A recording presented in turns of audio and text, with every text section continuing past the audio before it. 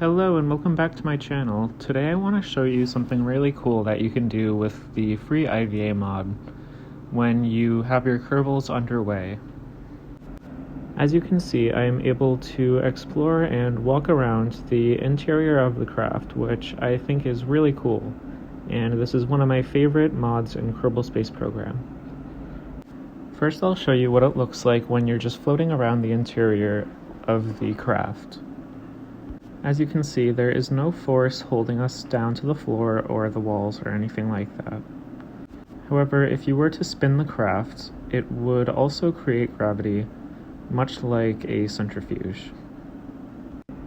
Using a fusion engine on this craft, I can have almost continuous acceleration at about 0.4 g, and this will allow us to walk around the interior of the craft as if we were standing vertically on a planet. While under acceleration, the Kerbals can jump and walk around as if they are standing on Kerbin. The amount of gravity or acceleration that the Kerbals will experience will heavily depend on the thrust-to-weight ratio of your craft, and the ability to hold the acceleration will also heavily depend on the efficiency of your engine and what kind of engine it is.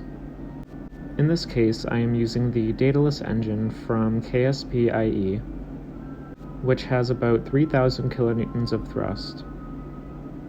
With our craft weighing just under 1,000 tons, this will give us a decent thrust-to-weight ratio and will allow us to have about 0.7 g of acceleration.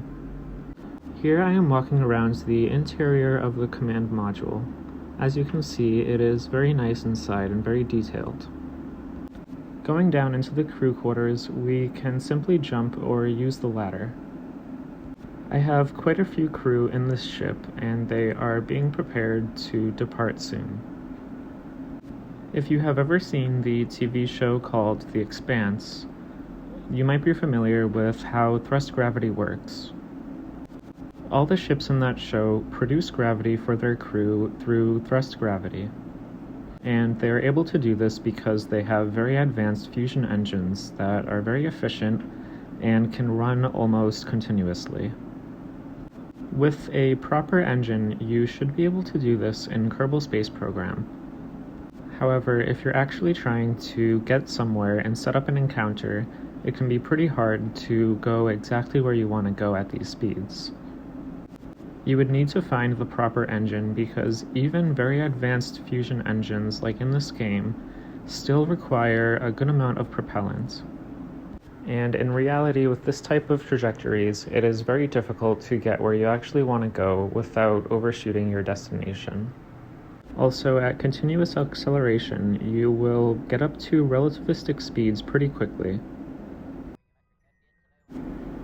Going down into the science bay, we can see that it is also very detailed in here, and a lot of work has gone into the interiors of these modules.